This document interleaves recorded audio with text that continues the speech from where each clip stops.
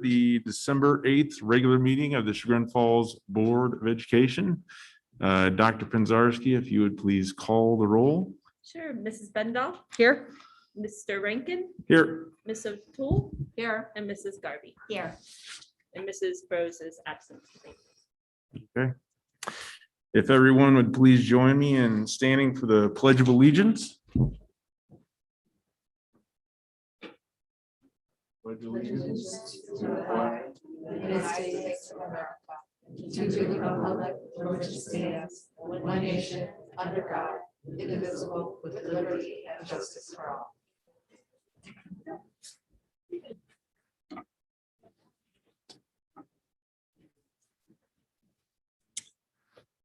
All right. First thing, we have the approval of minutes. We have the November 3rd and November 17th regular minutes. If I could have a motion for their approval. I will make the motion to approve the minutes of November 3rd and November 17th. Thank you very much. Ms. O'Toole, if I could have a second. I'll second. Thank you. Any discussion on either one of those?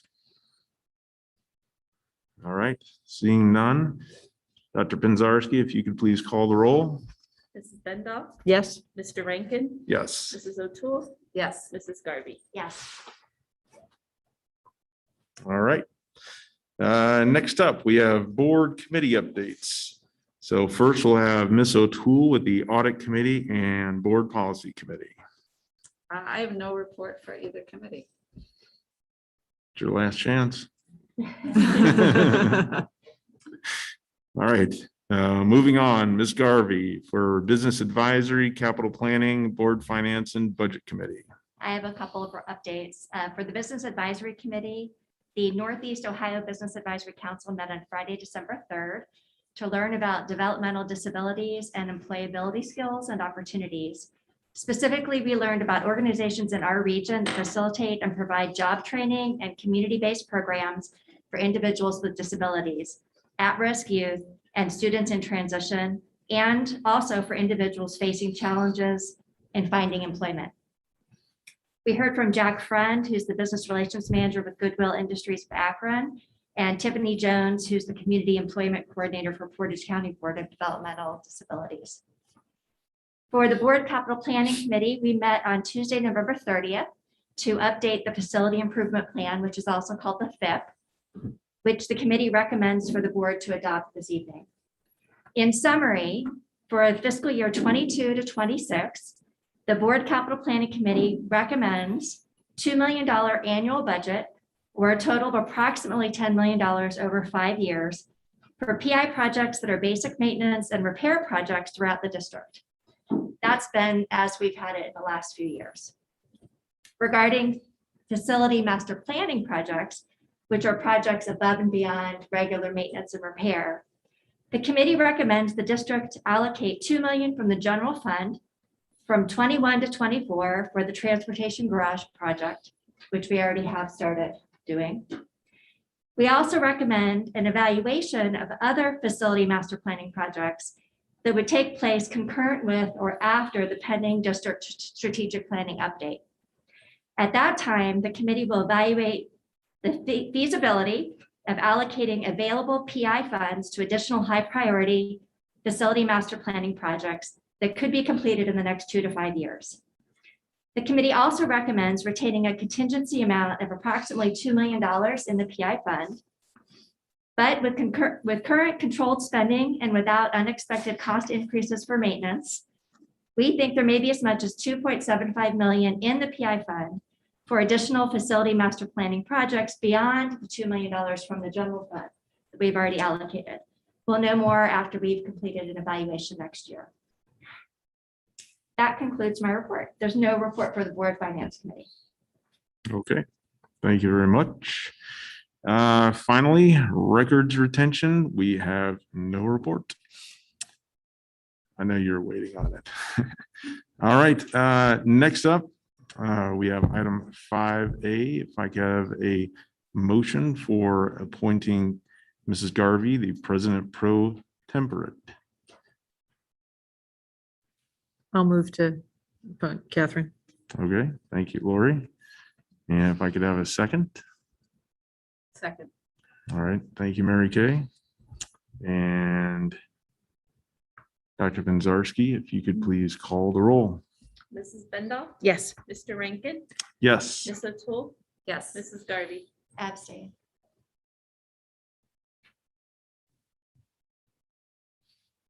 All right, fantastic. For everybody that doesn't know, usually we have Ms. Brudno, the treasurer here, doing secretaries, keeping the notes for the meeting. She is unfortunately not here this evening. Her mother's in the clinic. So Dr. Penzarski is playing double duty tonight. So we're giving her a little extra time. All right. Moving on to your section of the meeting. Now we'll move on to 6A. And if I could have a motion for 6A, item 6A through 6D. So moved. Oh, sorry, I'll second. All right, thank you very much. And Dr. Penzarski, I'll turn over the floor to you right now and let you do your report. Thank you.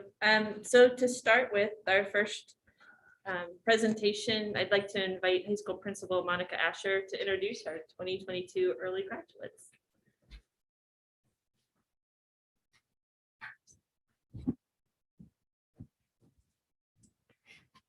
Thank you. I'm excited to be here tonight because we have two students who are graduating early.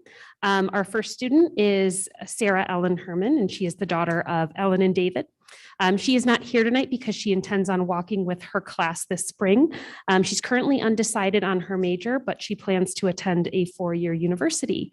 And I would like to invite Jenna Armstrong up to the front to join me.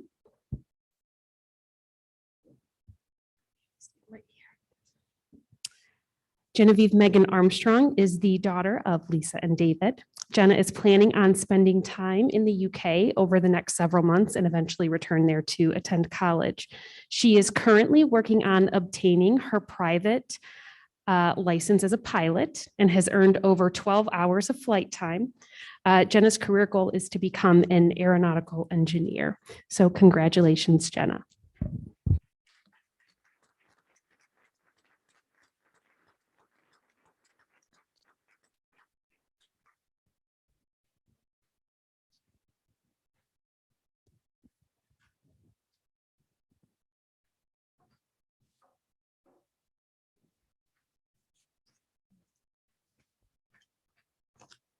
The second item on my report tonight is to recognize the girls' state championship soccer team. And so our girls' soccer team was led by co-head coaches Pamela Malone and Joe Cheney, and assisted by Kelly DeFranco, Dale Sheptick, and Dan Pasalacqua, maybe. Am I close? I hope so. I apologize. The girls' soccer team finished with a record of 18-3-2. With one of the hardest schedules in the state. They won the Chagrin Valley Conference, District Championship, Regional Championship, and State Championship. It was the second time the team has won the state championship. 1996 was the other time. The state championship versus Wyoming came down to penalty kicks, and Chagrin was victorious. It was a very exciting match, and the head coaches were named CVC Coaches of the Year. Pamela Malone was named the State Coach of the Year. Sarah Burgess and Peyton Gellion were named All Ohio. They had multiple girls make Academic All CVC and Academic All Ohio, and the team finished with over a 3.9 GPA. Special shout out to Pamela Malone, who finished her career at Chagrin Falls with a record of 398, 141, and 59. And 2 state championships. She is the winningest female soccer coach in the history of the state of Ohio. So if we could give them just a general round of applause.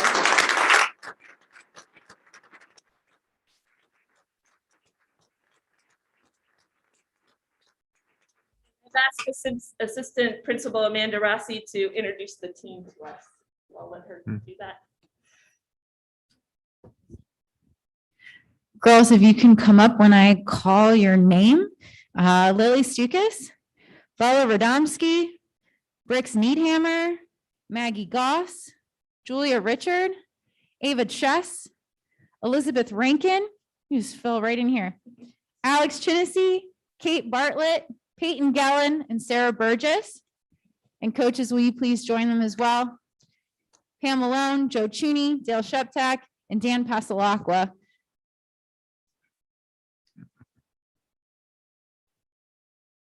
Obviously, we could not be prouder of this team and all of you. So huge congratulations to this entire team and all of your efforts this season. It was probably the highlight of my year watching you play. So congrats.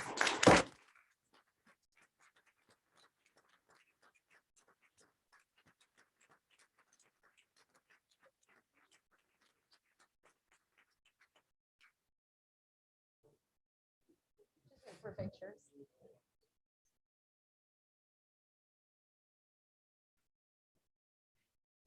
Got him? Thank you so much.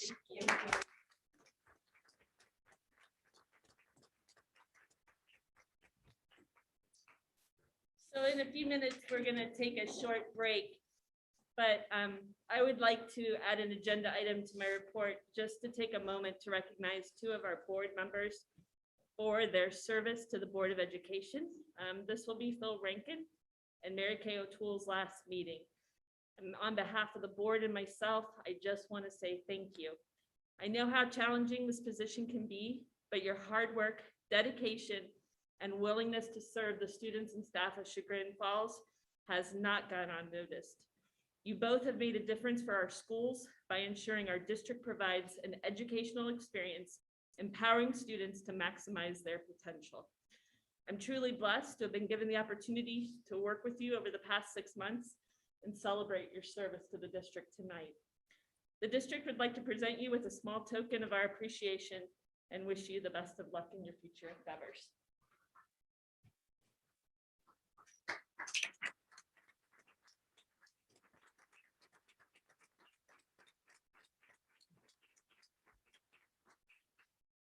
And with that, we have some amazing cupcakes in the back of the room. So maybe if we could just take 5-10 minutes, if you'd like to get a cupcake and a drink, we'll just take a little bit of a break and then we'll continue on with the superintendent's report. Thanks.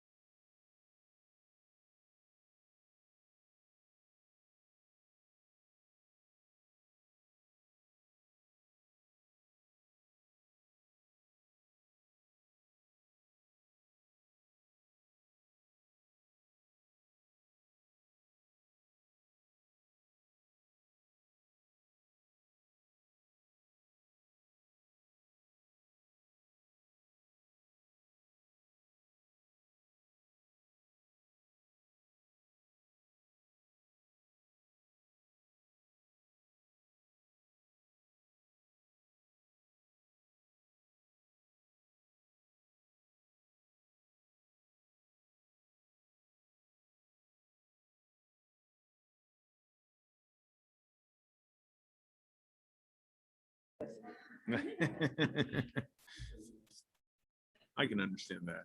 I can sympathize. Yeah. Yeah, that's okay. Let's,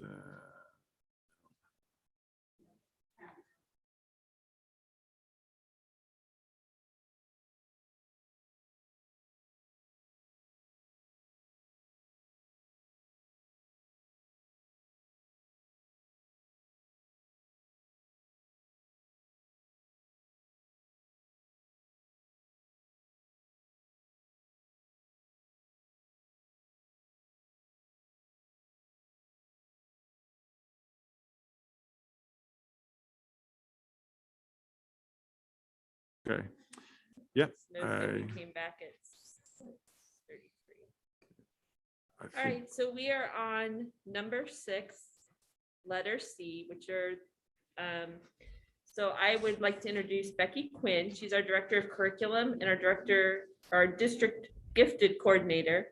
And she brought a team tonight to discuss course proposals and refinements for the 22-23 school year.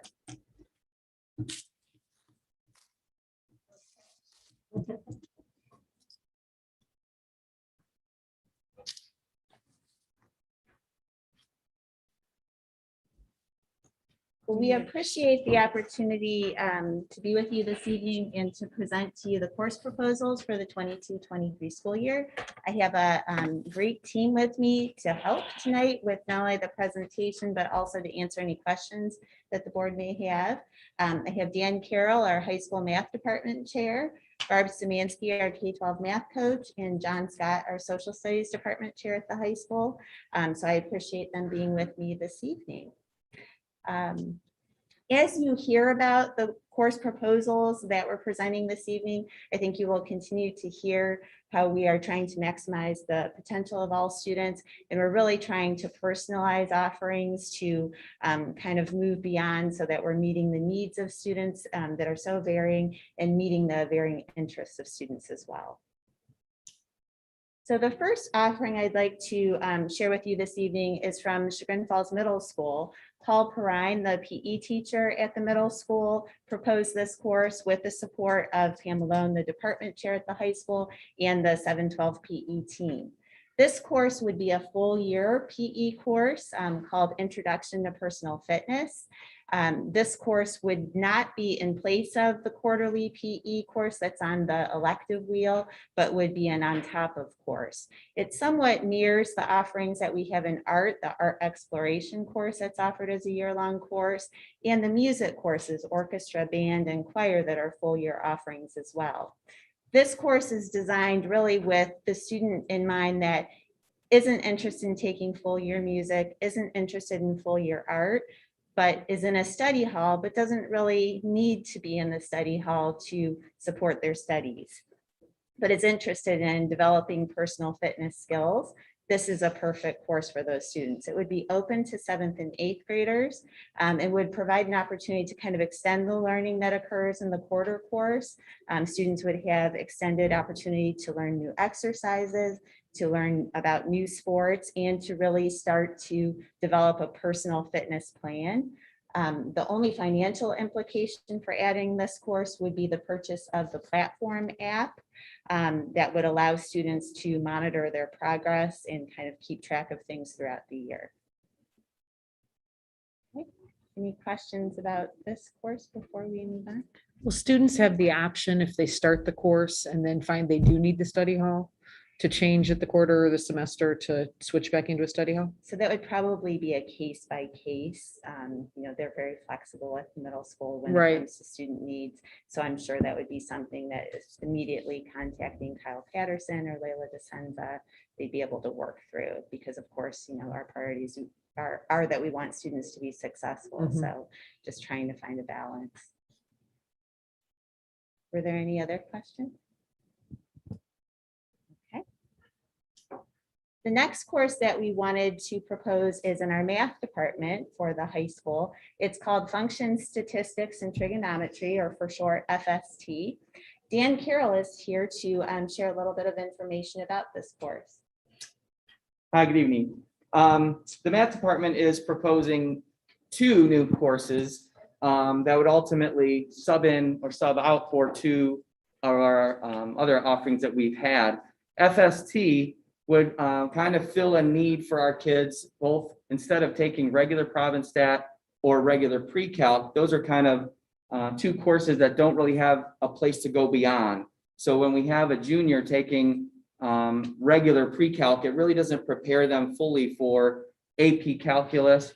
And the regular Prov and Stat has primarily been a senior laden class where kids are then going off to college, may or may not take stats in college. So we look for a course that would kind of fit the needs of those students together.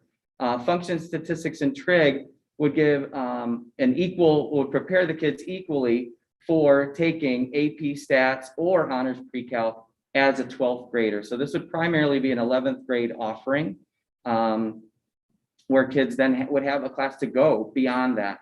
If a student was a 12th grader, this would be a great class to prepare them for success in college, whether it be a statistics route if they're not looking for math and science degrees or majors, or it would prepare a student for getting into full trigonometry or pre-calculus in college. So it just better prepares the students as opposed to regular pre-calc or regular Prov and Stat at that time of junior, senior year. So we think it'll fit a nice need. It would also kind of, for a student coming up who's maybe an underclassman in regular pre-calc or even younger as honors Algebra 2, if they kind of hit that wall where things are getting a little harder, a little over their head, this could kind of bridge the gap for them before going into honors pre-calc or eventually AP stats or AP calc. So it kind of fits the need for a variety of students that right now, every year, we kind of struggle. Where should they go? Where can they go next? And even beyond going into college. So I think it'll really be a good opportunity for them and give us some flexibility to prepare the students and for them to earn more math credits in school. And in 2 slides, you'll see a trajectory kind of overview of the math department, starting with 7th and 8th grade high school offerings all the way through 12th grade. So some of what he's talking about will make more sense because you'll see the different trajectories that students can take advantage of. The only financial implications for adding this course would be purchase of a textbook that's yet to be proposed because of course we needed to propose the course and get that approved first. But we've already started reviewing textbooks with the hope that the course is approved, and then we would propose that, adopt it, and purchase it for next school year. I guess just a question I have. I mean, I appreciate you definitely addressing what is the cost of, the additional offering. I guess just a question I have is, does it take, any additional, personnel to offer the class too? Staffing? Yeah. No, it would not. Again, it would kind of fill a need with both regular pre-calc and regular Prov and Stat. So that would open up for myself or Mr. Hassel, currently teaching those 2 classes to fill the sections for FST. So we don't believe there would be any additional staffing needed at all.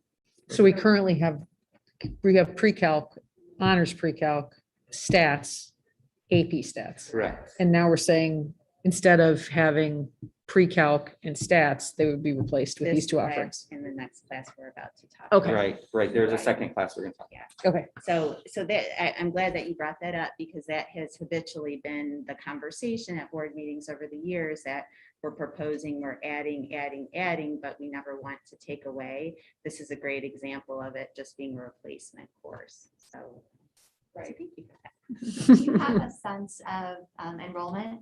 Any projections on how many students you think you'll have taking it next year? Currently, we have, I believe it's 3 regular Prov and Stat and 2 regular pre-calc. So potentially as many as 5 sections, it might go down to 4. Again, this could kind of fit a couple different needs along the way. So whether it be a sophomore before then going into honors pre-calc, taking this kind of to bridge them and to prepare them better, or maybe for a student who doesn't take math at all their senior year. We might get some new kids who don't want to take stats as a senior. This would be a good course to prepare them on going into college. So I would think roughly it'd be around the same 4 to 5 sections worth Okay. total.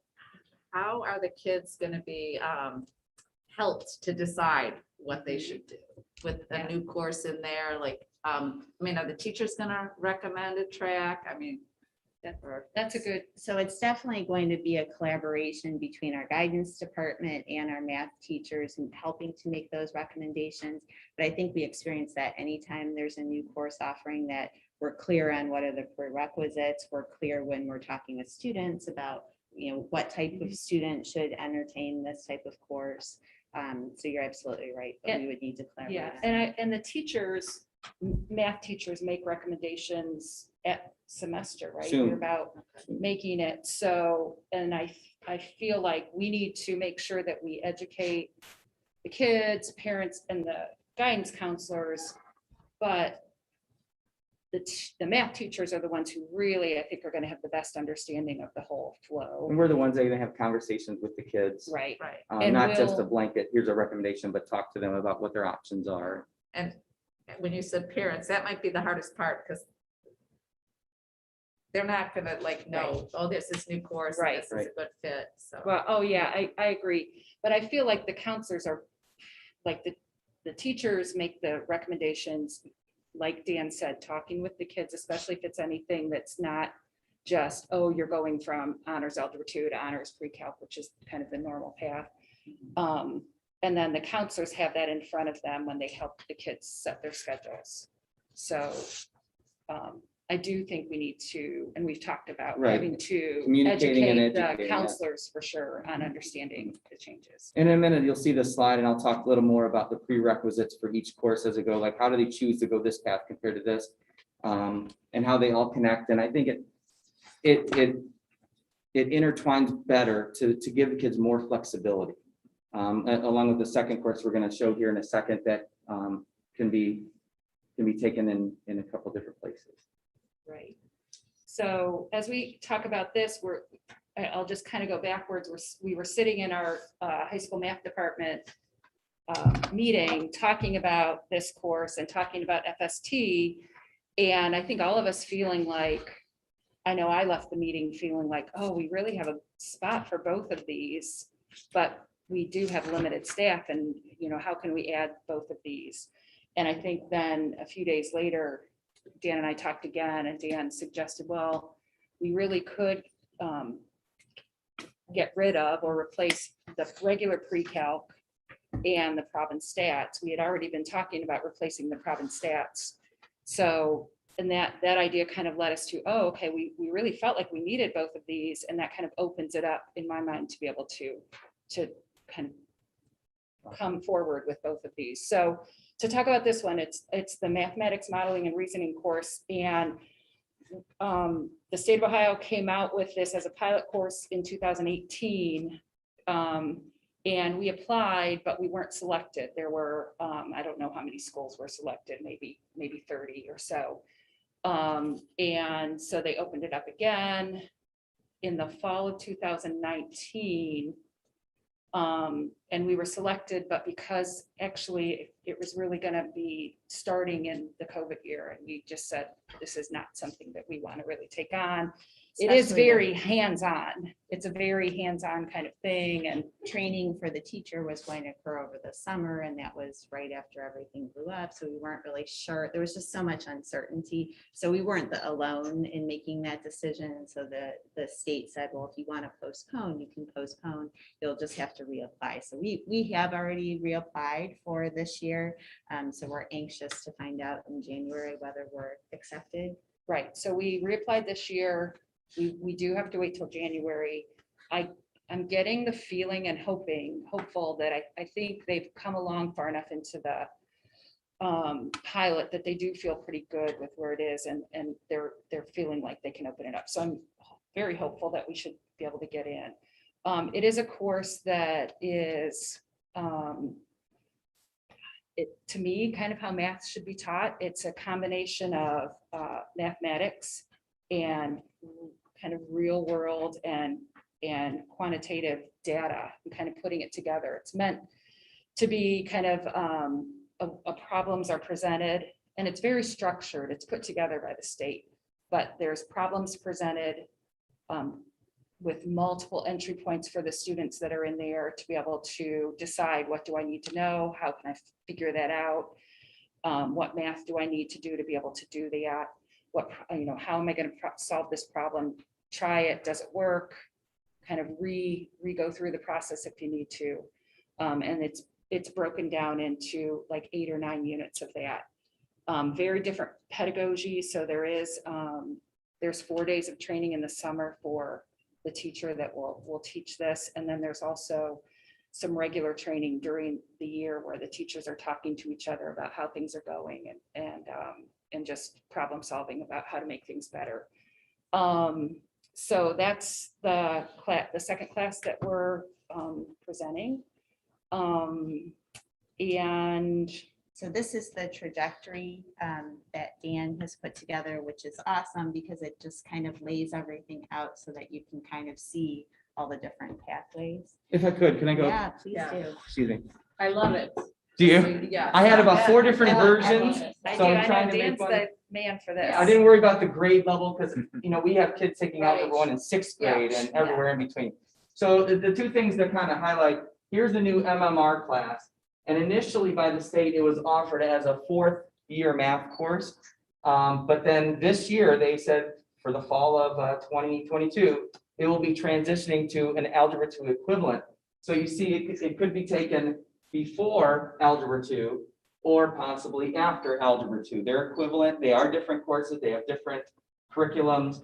As Barb was saying, it is more hands-on thinking, reasoning. Here's a situation in real life. Let's model it mathematically, as opposed to much more algebra-driven skills. The other class, FST, you also see in 2 different places. For the student in the higher track, Algebra 2, Honors Algebra 2, there are kids that will bypass this class completely and go straight on to Honors Pre-Calc like they do now. For students who kind of, I'll say, struggle a little bit or have a harder time with some of the higher level content, they can reinforce those skills with FST and then eventually end up in Honors Pre-Calc, none the same. But there is enough stats curriculum for them students to be fully prepared for AP statistics. As kind of a side note, our regular province stat, when it was first initially designed by Bob Lonchar 15, 20 years ago, it was really just a semester course to introduce kids to statistics before taking AP stats. Well, then when the state said, well, you have to have 4 years of math, it was kind of stretched to a full year. And just in the last several years, like, is this really helping our kids? Are we really benefiting them for something down the road? And like currently we have 1 senior taking regular province stat. So we're not really preparing that student for college success, quite frankly. So we want to, this class will strengthen their algebra skills, but also prepare them for statistics and then eventually in college or here at Sugar Falls for that calculus track potentially. So it just gives more options. And these are the 2 highlights here with the MMR being in 2 different places and FST being in 2 places. These are all different classes that kids can earn different math credits for compared to regular pre-calc and pre-calc. That's the same course, same one, just 1 math credit available. All right. Everything else is pretty much the same, just fit in around those 2. I think just as a last comment, the state is really pushing for kind of a more rounded math curriculum that's not just on the train toward calculus, because that's a great train for kids who are STEM type kids, but we have a lot of kids that are interested in other things that are still very mathematical, but not necessarily pushing toward calculus. So just as a side note, that's kind of their reasoning with coming out with some of these pilot classes. And we still see and acknowledge the value of statistics, AP statistics, and compared to when we were in college, I mean, everything now is statistical driven, data driven. I don't care whether you're a journalism major or an engineer or everything, the statistical data that's out there for every major possible. So we definitely value that course. And we feel that this course would, there's several units worth of statistics that would equally prepare students to go in either track to AP stats or pre-calc or both. Some do both. So it gives that flexibility that we currently don't have. Sure, everybody's tired of talking about math. so. Yeah. Dan and I could talk about math for a That's long right. time, so you better shut us down. Were there any questions about either of I just have one more question about AP stats. So these classes would pull from kids who take pre-calc and, Currently Or s- regular province stat. okay. Yeah. So then it's an option before algebra 2, it's an option after algebra 2 before you get to honors pre-calc. Mhm. How many kids, is this going to pull any kids out of AP statistics to take these kids? Like, I don't know what the terminal class is for most kids. Do most kids I make it don't- to? Huh. Because I we have don't two, see how any many kids- sections? Do we have 2 sections of AP stats or 1? 3. Oh, we have 3. This year. Okay.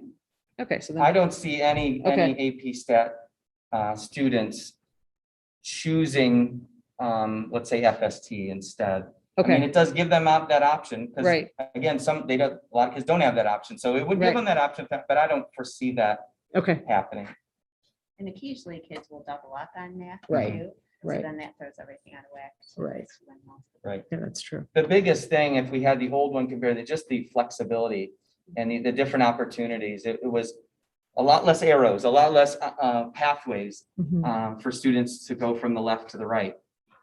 So I think it really fits the needs of the kids a lot better. It prepares them whether they're still taking AP classes here or beyond in college. That last year of math would benefit them more. And when will you find out whether or not you're in the pilot? January, mid-January Okay. is their date. That's great. Mr. Farrell, I just have one.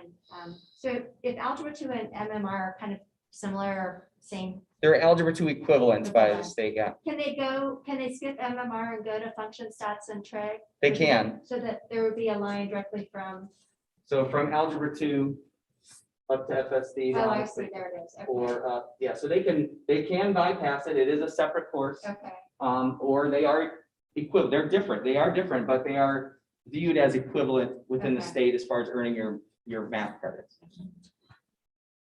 So yeah, again, more flexibility. Right. That's the big thing that we saw. And that's when Barb and I were like, well, why do we have to pick one or the I other know. when we really have needs at both places? Do you think colleges will understand the classes? Are they going to be familiar with this as Oh, well? definitely. FST is a course that is taught by, I'll say at least dozens of schools in the area, more over the state. Okay. And again, it kind of touches in reinforcing some algebra skills, preparing them for stats if they were to choose that path. And then also introducing some high level trigonometry that they would see in pre-calc, honors pre-calc if they went that path. So yes, it's a common, in fact, it's a pretty common entry-level college course that I found as I started looking around. I found just as many freshman math courses that were FST or very similar curriculum, as opposed to schools in the state, high schools in the state that also offer it. All right. Thank you. And the last high school offering that we're proposing is a course called Criminal Justice. This would be a social studies elective that would be a semester course. This course would also replace an existing course. It would replace economics, but we would still offer AP micro and macroeconomics. It would replace that course. Mr. Scott did conduct a poll of our current sophomores and juniors just to kind of get a sense as to their interest level. If they were given the opportunity to take economics or take criminal justice, which would they prefer? And 73% of those students indicated interest in criminal justice. So we felt good about that if we still had students interested in economics, there still is a place for them, but we really don't have anything quite like criminal justice. This has been a course that we've been discussing since we had our year of K-12 social studies review. When we reviewed textbooks, that was one of the textbooks that we requested some copies of. So we actually have already identified a textbook that would support this course. We've had it since last year? Yeah. So that would be like our next step would be to propose a textbook to support the course. The course does a great job of, or it would do a great job of connecting with the contemporary world issues, standards that are put out by the state, as well as connecting with the learning that students already have in American history and American government. So it'd be a highly relevant course for students. Did you want to add? Yeah, we also did not order textbooks for the regular economics course with the hopes of adding this. So we didn't want to get a textbook for a year or two and then end up not using it anymore. So we kind of stretched out the old book until obviously this point comes across. But either way, we're in need of either a new economics textbook or a criminal justice textbook there. We also, as we do every year when we do curricular review, I pull all of the course selection guides for all of the high performing high schools across the state, just kind of because it's fun to look through. But also it's a great tool for us as we're comparing what they have versus what we offer. Of course, size of schools matters somewhat just because there's, only so many teachers, and only so many students to spread across courses.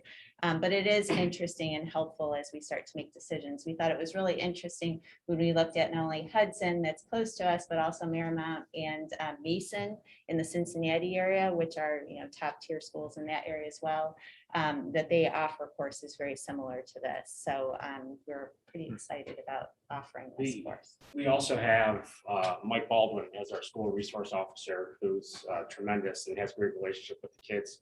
Having an opportunity to have him come into the classroom and continue to build those relationships, I think is paramount. Having him there and just the number of kids that want to go into this field or explore this field before college, it's great that they have an opportunity to kind of get their feet wet, get a little taste of it. And as we said before, we've seen our numbers continue to drop each year, and we see our numbers in APE kind of continue to grow. So the need for the economics class isn't what it used to be. We really don't have anyone taking it because of the fact that they have to take economics or because they really want to. It seems the kids that want to take economics are taking AP economics. What we hear from kids in the economics class is that I just didn't really have anything else to take. And they just signed up for it. And that's really not how we wanted to service our kids in our department. We really felt that, if we put this out there, what would the interest be?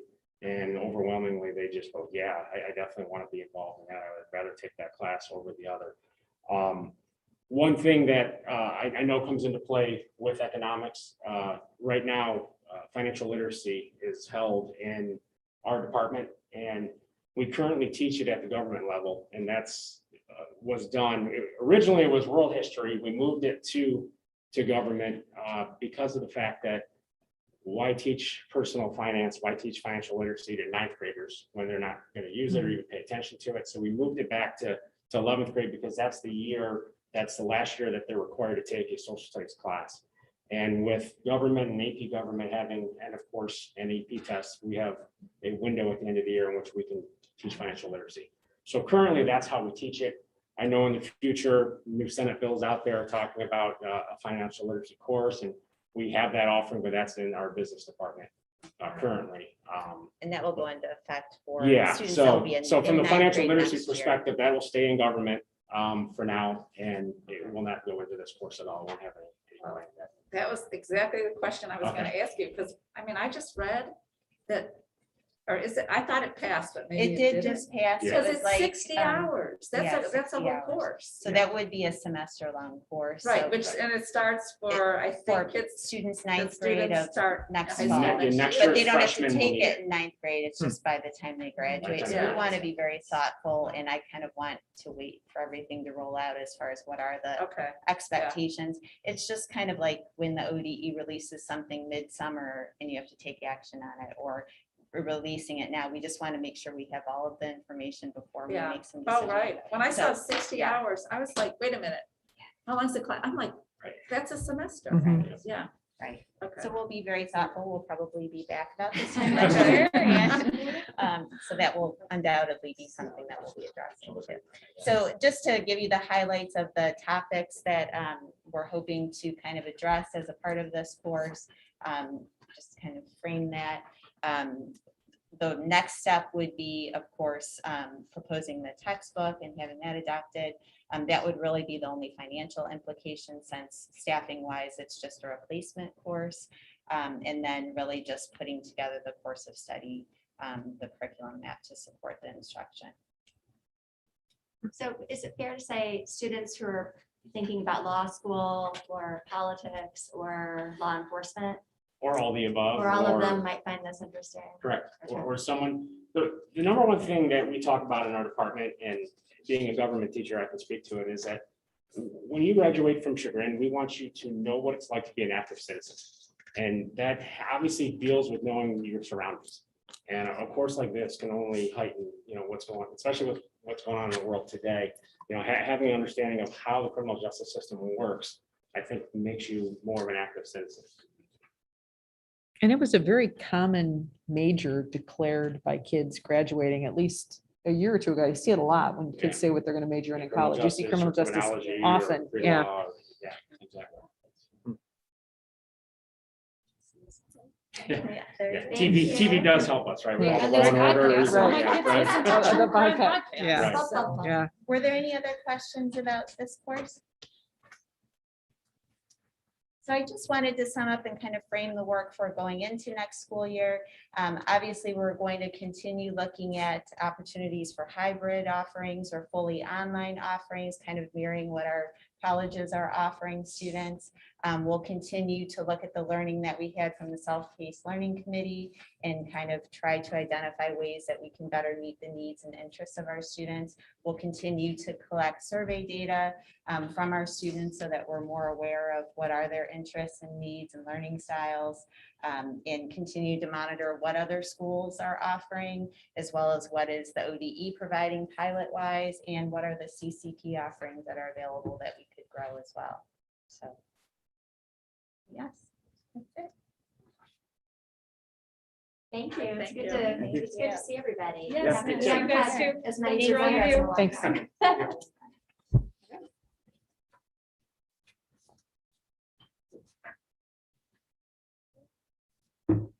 So before we discuss the calendar, I thought I would ask Chris Wolfter to share some insight on the facility rate related questions we had last month for the roofing project, and maybe even share a little bit about the fifth that's on our agenda for tonight.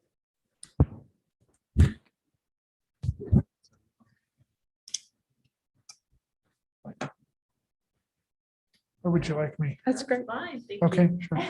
Stan, you can sit if you want.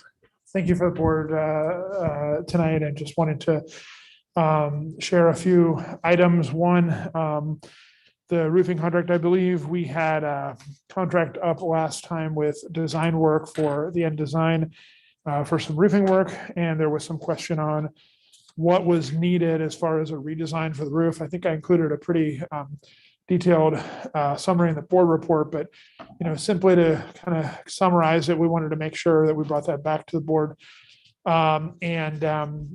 Essentially, you have a different type of roofing material. Right now, there's a built-up roof, which is kind of basically tar and gravel, and we're going with a PVC roof over top of that, just making sure we're covering the design and as well as all of the elements for building code as well too. So just bringing that around. It just wanted to make sure that was, if there's any other questions regarding that. No, thanks for the info you provided in the board. Yeah, thank you very much as well too. And just to just kind of reiterate, we don't know for sure that we'll go ahead with this construction project. Some of it's going to depend, as we've mentioned a little bit, on where the bids come in, and in addition to that, what the market is. But if we get an opportunity to do it this summer and it's a price that makes sense, we'll bring it to the board and with a recommendation.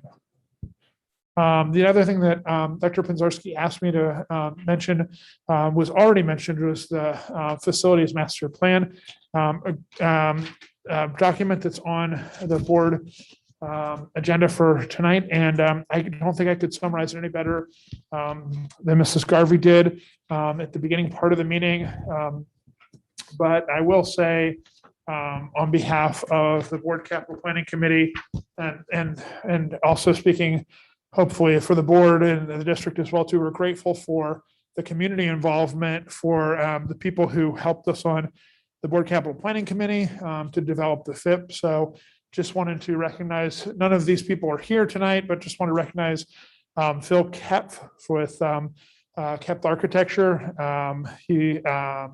Pete Snavely with the Snavely Group, and George Clemens with George Clemens Architecture too, have been just longstanding members of that committee, have helped me to grow professionally, have helped the district in numerous ways, And we just wanted to recognize them and note the FIP as well too. So any other comments or questions about the FIP? I know we've had a couple board capital planning committees that we've been involved in, but any questions?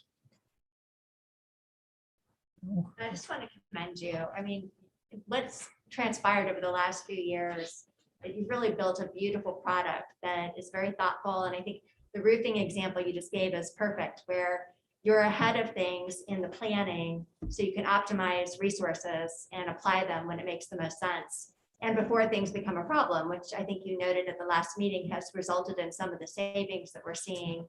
To get ahead of things, you don't have to spend as much to fix them when they break down. So thank you to you and your team. And just to underscore as well, the community involvement, those three gentlemen have been involved, I don't know, for 6 years or Yeah. longer. I was trying to count it up at least that many times in Yes. countless hours. They're great. They're great. They always have great questions and great insights, and it just helps strengthen the product. Yeah, and it truly is team approach. Thank you for the compliments, but it's just a matter of really getting a lot of feedback, with the involvement from the board, our team here, and then the community members, as well as, our administrative team, our principals and teaching staff as well too, just to getting input. So I really appreciate that, and definitely a committed community as well. So is there anything else at all? Nope. Thanks for all the information, Chris. Great job. Thank you very much. Okay, now for item B, the calendar, and I'm running out of paper. I don't know how we. I gotta find the right paper, but let's talk about the calendar. So the vote was just completed, and that vote's done with our staff for the 2022-2023 district school calendar. 61% of the staff voted for this option. There were a total of 170 responses. So this calendar will not be voted on by the board until our next meeting. However, I just wanted to share some of the highlights in advance. I know that people are starting to plan trips and things like that, so where you can kind of get perspective. The first day of school for students on this calendar would be Thursday, August 18th. The last day of school for students on this calendar would be June 2nd. Winter break would be December 22nd for 7-12 and December 23rd for K-6. And that just is based on how Records Day falls. I think it kind of looks that way this year. And then school would resume for all students on January 5th. Spring break would begin March 27th with students returning to school on April 3rd. So that will kind of give you an idea. And I believe that all this is posted so that you can see. And then if there's questions, just let us know and we'll field those at the next meeting when we actually put it up for a board vote. So that is the calendar section. So that should now conclude the superintendent's report. That's a record. Well, until later. There's more, right? Recommendations. Yep, absolutely. Okay, now we move on to the section number 7, public participation. And I believe we have one person, Mr. Hogan, that is asked to address the board. I won't bother to read through everything, but if anybody wants to address the board in future sessions, feel free to reach out to the superintendent, treasurer, or board president. My name's Michael Hogan. I live on Woodside Road. I just wanted to take a moment to acknowledge both Phil and especially Mary Kay O'Toole for their service to the board. I'll have to say especially Mary Kay. So sorry, Phil. That's okay. I didn't bring you any cookies. Don't worry about it. I first met Mary Kay. Well, actually, I'm not sure when I first met her, but I first got to know her in 2009 when I first ran for the school board. I lost, Mary Kay won. So she was then on the board starting in 2010. I came to these meetings for a couple of years. I ran again in 2011, and then I got on the school board. Interestingly, well, sadly, about 2 weeks after I was elected, my dad died. And Mary Kay was good enough to come to the calling hours. I've never forgotten that. So I just wanted everybody to know. So I was then on the board for 6 years. Mary Kay was a steady, thoughtful leader for 6 years, and I always relied on her. So I just want to share my gratitude and my thanks to Mary Kay and to all this board and administration. And growing up, when we'd done a good job, my mom made us cookies. So we got cookies. So for a job well done, Mary Kay, I have some cookies for you. Thank you.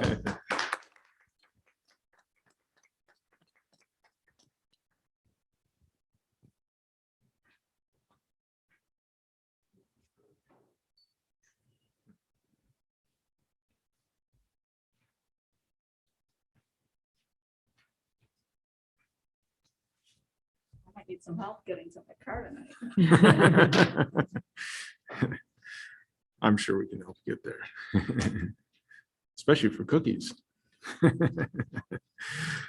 All right, anybody else? Okay, moving on. If I could have a motion for consent agenda item 8A through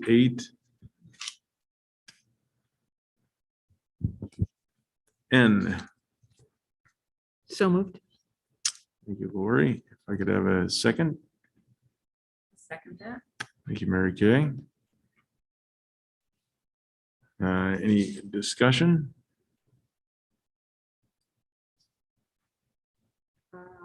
Item C, just clarify, is it 2 people sharing, filling one position? Or are those 2 different spots? So it's one position and 2 people are filling it.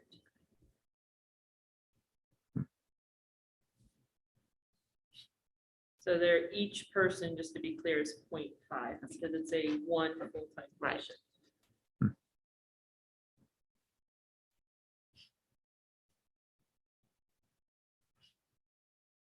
Okay. Any other discussion? All right. Dr. Penzarski, if you'd please take the roll. Mrs. Bendel, Yes. Mr. Rankin, Yes. Mrs. O'Toole, Yes. Mrs. Garvey. Yes. All right. We'll give you a couple minutes to write. Yeah.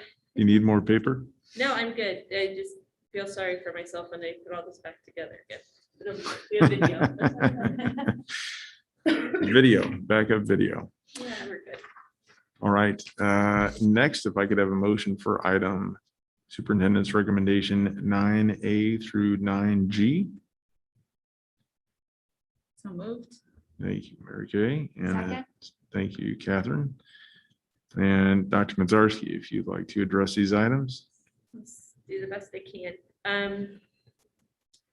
The first one, and I know Chris shared this out and he's still here as well, but we had done a study of our substitute teacher pay and found that it was low. And I think that study or that information was shared with you. And so we would like to increase our pay to $120 a day. And just to be honest with you, based on some recent board actions that I've seen locally, I've seen it go very high, closer to 200. So we'll continue to monitor that and we'll make sure that we're competitive and that we're able to pay the people that help us and serve the substitutes for the district and that we're competitive. But right now we would request that it be increased to $120. The second item is about me, and that's because I have my OPES 2.0 certification. So when we think about evaluation, the OPES is the Ohio Principal Evaluation System, and I completed the certification, and I'll be evaluating all principals this year because it's the first year of implementation, and we'll need to do some calibration, and we'll need to work through the rubric as a principal team, and then we'll go back to getting some principals certified to be able to do their assistants in the future. And as promised, at some point in the near future, I'll share that rubric with you. I'm not sure that at a board meeting, I'm not sure that you have seen even the OPES rubric, 'cause there are some significant changes. I think it's just nice to be aware of that rubric and how principals are evaluated. Number 3 C and D, those were presented by Ms. Asher. Those are the students that are requesting to graduate early. E is the school board development. With a new superintendent and 3 new, and I'm including Lori in that, board members coming in January, I think it's really important that we revisit things like our governance document, that we revisit how we communicate. We have done some listening sessions with our community over the last 6 months, whether it's been at board meetings, whether it's been in public, like kind of get-togethers and those kinds of things. So I think we bring that all together, and I think there are points of refinement. There are also just a lot of things with regard to how we work as a board and things that boards are facing that we've never faced before. And so I think it's crucial that we bring in a facilitator to help us work through those pieces so that we can be best prepared to function. And I talked with several companies. I'm only presenting one. I felt that the people at K-12 had background knowledge to the district because they had done a couple searches for you. I also felt that they understood the community because they were involved in focus groups, and so that they could help us design to what we wanted to do and accomplish as a team and a board.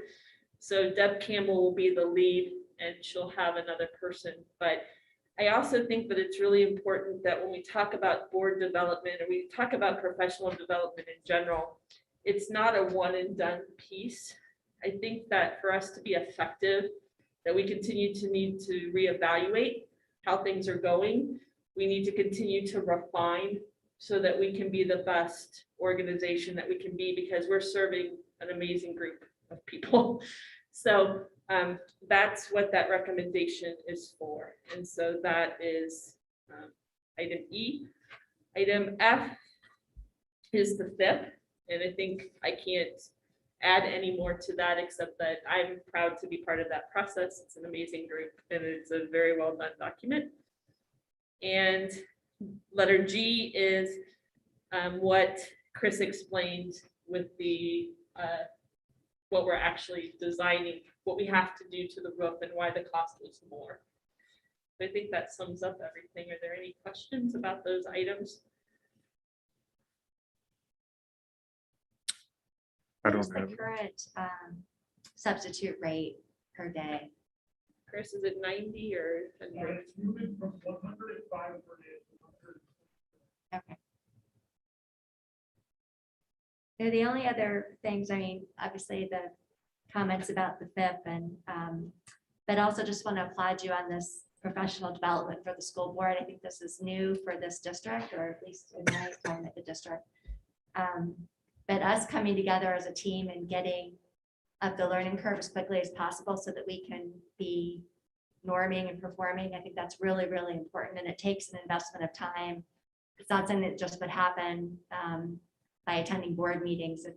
It's nice to have something like this where we can really communicate with each other and set expectations and goals, because that will help us serve the district, as you pointed out. So thank you for doing that.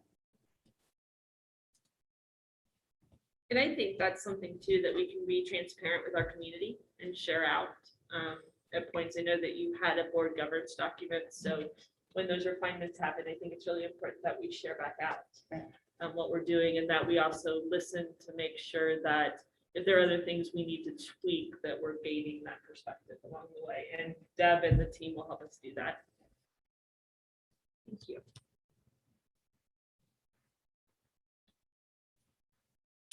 Okay, any other discussion? Dr. Medzarski, if you'd please take the roll. I'm going to go the other way this time to mix it up in the writing. Mrs. Garvey, Yes. Mrs. O'Toole, Yes. Mr. Rankin, Yes. and Mrs. Bendall. Yes.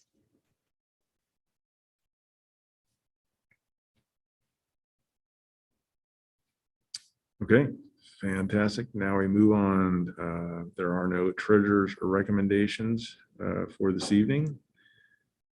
I think we just have a singular donation, item 11. If I could have a motion for that So moved. in a second. Second. And I think we should amend the agenda. I think that's supposed to be 10A. That's what I was. gonna That's supposed to say. be the treasurer's recommendation that we accept these donations. Just a typo, I think, on the agenda. So I don't think we need to discuss, but thank you to the fire department for their donation. Absolutely. 4 cases of disinfectant wipes, $250 value. So Dr. Penzarski, if you could take the roll again. You're gonna have hand cramps at the end It's of this. okay, I love to write. Mrs. Garvey, Yes. Mrs. O'Toole, Yes. Mr. Rankin, Yes. and Mrs. Bendall. Yes. Fantastic. Anybody have any other business?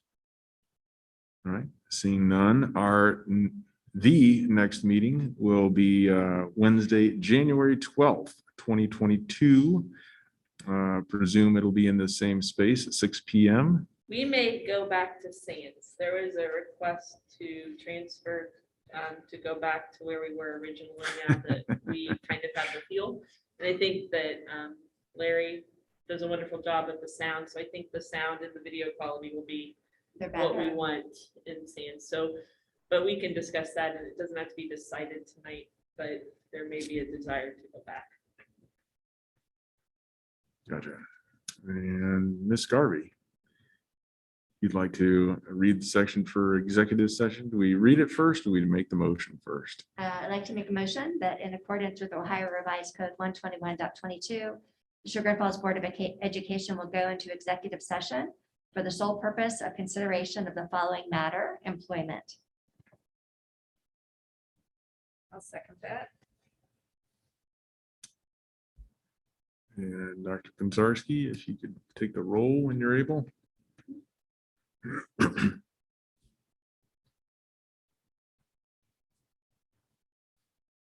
Mrs. Garvey, Yes. Mrs. O'Toole, Yes. Mr. Rankin, Yes. and Mrs. Bendall. Yes. You normally announce the time in. I I can't don't know if remember. you wait until the room clears or if you, I don't know the process for how you do that. I don't know. generally. You can write Ashley a note that 7:24. You're adjourning the That's what we. And we don't expect any action after executive session. So have a good evening, everybody. All right, thank you.